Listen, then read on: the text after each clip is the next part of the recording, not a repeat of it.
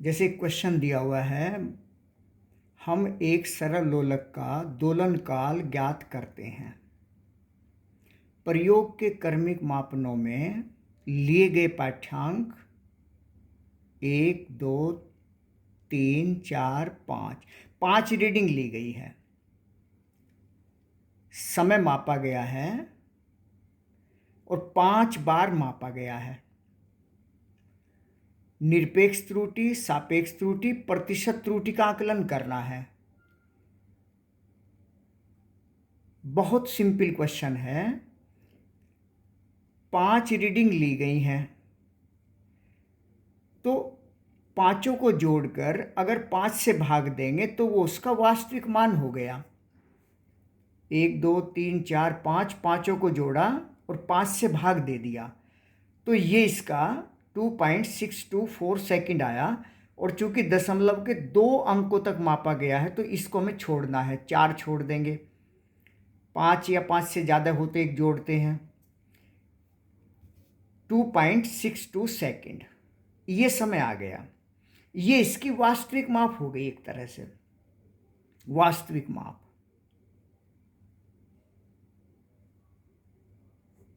एक तरह से वास्तविक माप हो गई। अब वास्तविक माप में जैसे ये रीडिंग मापी थी पहली,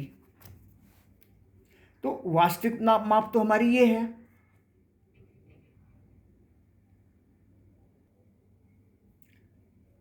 अब पहली माप जैसे 2.63 थी, वास्तविक माप 2.62 है, तो इनका अंतर वास्तविक में से जो मापी गई माप है वो घटाएंगे। जैसे यहाँ माइनस की आ गई, इसमें प्लस इसमें माइनस, पांचों का अंतर निकाल लिया, तो ये क्या है? त्रुटि है।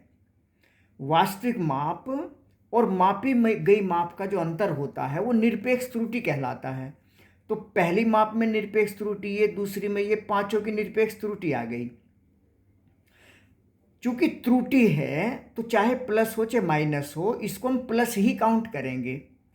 माध्य निरपेक्ष त्रुटि मतलब 5 त्रुटियां थी तो पांचों को जोड़ा और 5 से भाग दे दिया। पांचों त्रुटि हमने जोड़ दी है और 5 से डिवाइड कर दिया। ये हमारी एक तरह से माध्य त्रुटि आ गई। जो बार का चिन्ह है औसत कहलाता है ये। अब देखो ये क्या लिखा है, sigma i equal to 1 to n।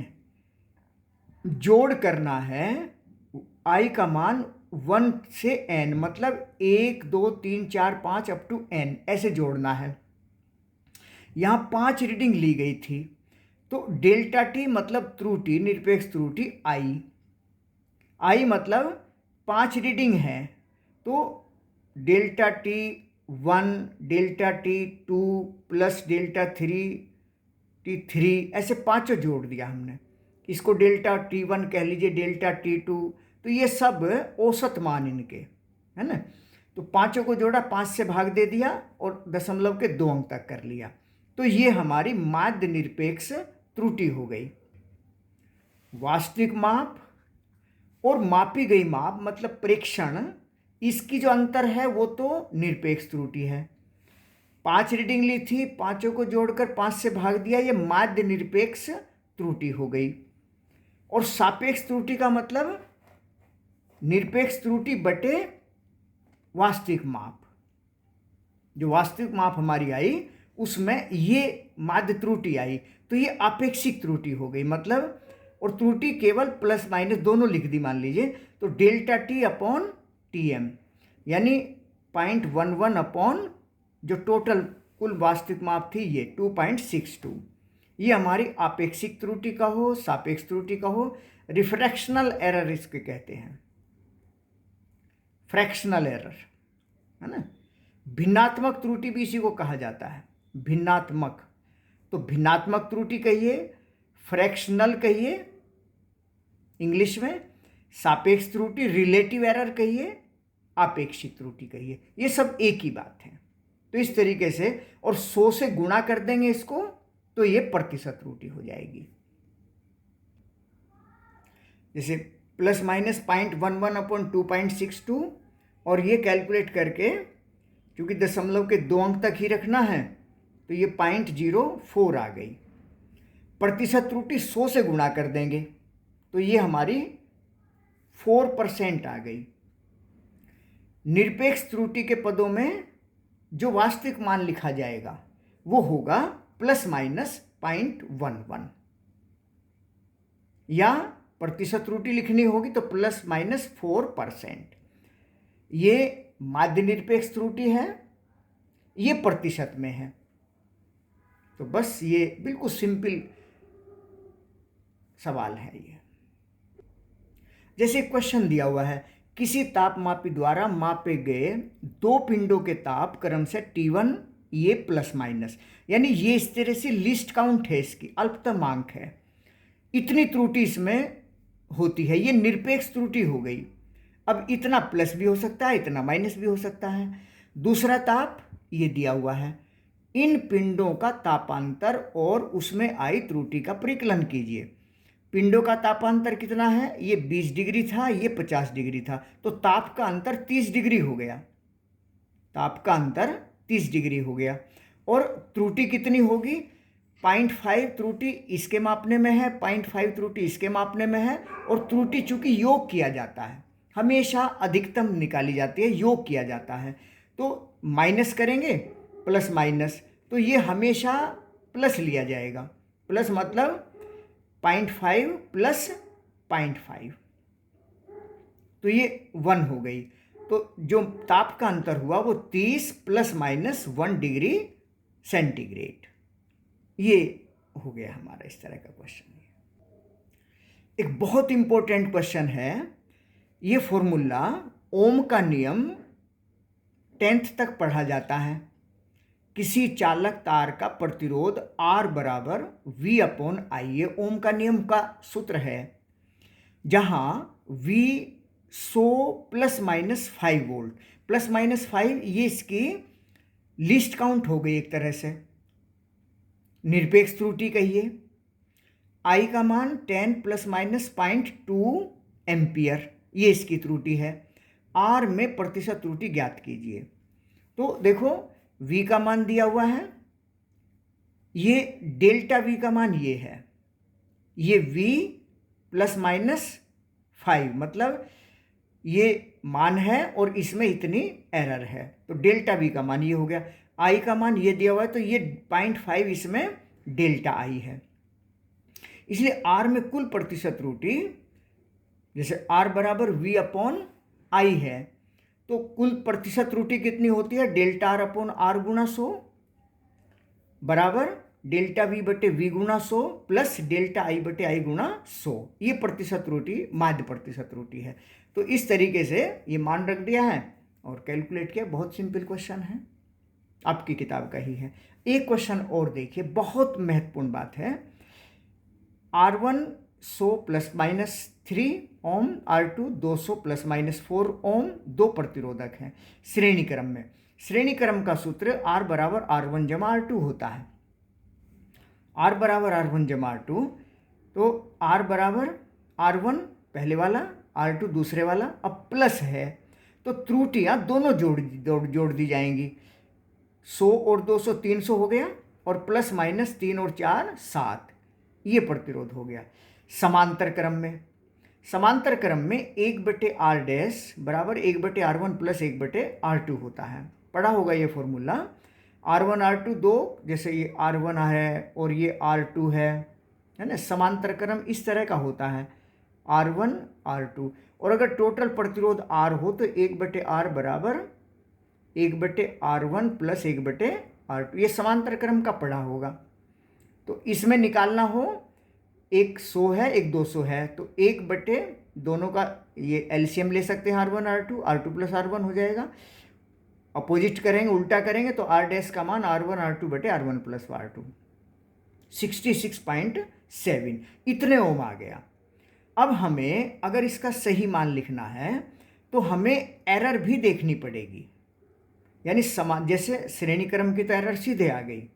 अब समांतर क्रम में R डैश का मान ये आ गया है, तुल्य प्रतिरोध। अब इसकी त्रुटि के हिसाब से कैसे निकालेंगे, इसमें दिया हुआ है वैसे कि delta R dash upon R dash square बराबर, delta R1 upon R1 square plus delta R2 upon R2 square.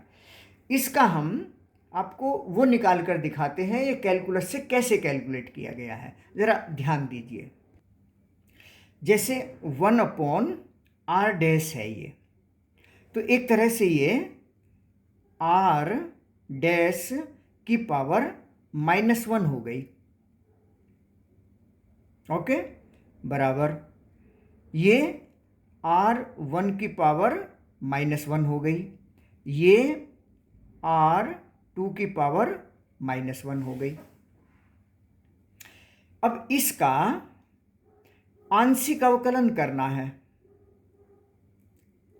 आंशिक अवकलन, पार्शियल डिफरेंशिएशन करना है, पार्शियल डिफरेंशिएशन, अवकलन समाकलन की जो जानकारी दी गई थी।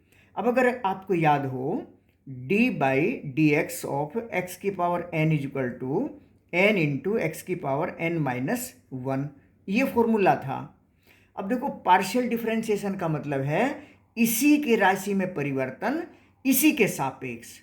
तो अगर हम d/dr डैश करेंगे, यहाँ इसको d/dr1 करेंगे, इसको d/dr2 करेंगे, तो जब डिफरेंशिएशन करेंगे तो r की पावर -1 है और यहाँ n इंटू एक्स की पावर n-1, n मतलब -1 इंटू r डैश की पावर -1 -1, n-1 है ना, n हमारा -1 है, तो -1 -1 बराबर अपॉन डेल्टा R डैश, यानी ये पार्शियल डिफरेंशिएशन है। जैसे d/dr करते थे तो d/dr ने कह के डिफरेंशिएशन का फॉर्मूला यही लगेगा, अपॉन डेल्टा R डैश लिख दिया। ऐसे यहाँ -1 इंटू R1 की पावर -1 बटे डेल्टा R1 प्लस इसका करेंगे तो -1 गुणा R2 की पावर -1 बटे R2 डेल्टा वाला। अब देखो यहाँ माइनस सब जगह से कैंसिल हो जाएगा पूरी समीकरण में, R डैश की पावर -2 आएगी और R डैश, ये डेल्टा, यहाँ ये जो है गलत लिखा गया, डेल्टा R डैश, यहाँ डेल्टा R1, ये ऊपर है अंश में, डेल्टा R2 ऐसे करके है ये। तो R डैश की पावर -1 मतलब R की पावर -2 हो गई, माइनस तो कैंसिल हो गया, R स्क्वायर नीचे आ जाएगा। तो इसीलिए हम देखो यहाँ क्या लिखा, delta R dash upon R dash square, minus cancel हो गया, डेल्टा R डैश ऊपर है और R डैश का स्क्वायर ये नीचे आ गया, ऐसे आया है। यानी ये पार्शियल डिफरेंशिएशन किया गया है। जो फॉर्मूला था हमारा 1/r डैश बराबर 1/r1 प्लस 1/r2, ये आंशिक अवकलन किया गया है इसका। तो आंशिक अवकलन करने पर ये इस तरह से लिखा जाता है।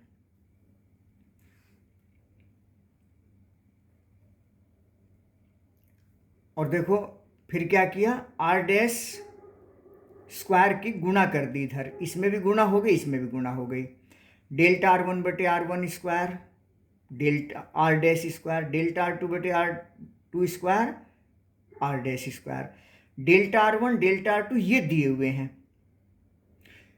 R डैश रिजल्टेंट हमारा 66.7 आया था, तो ये तो हो गया हमारा R की वैल्यू परिणामी।